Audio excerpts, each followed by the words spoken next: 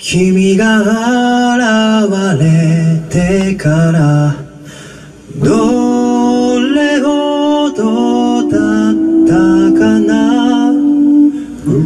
怒られる日や夜が起こるより増えたな。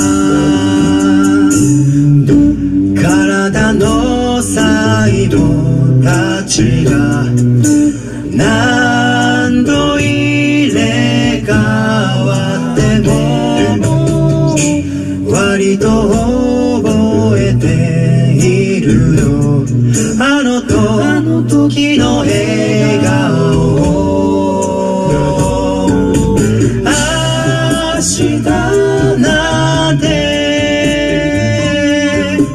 誰も知らないけど、とりあえず今日まで続いてよかった。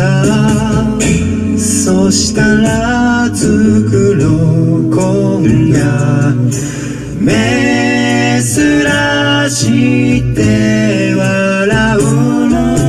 君が好きかわからぬこのトマトパスタを。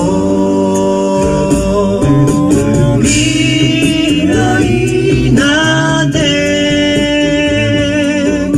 人のもんじゃなく、君が作るということしか教えられないけど、そしたら作ろう今夜珍して笑った。君が好きかわからぬこのトマトパスタを君の身に捧げる。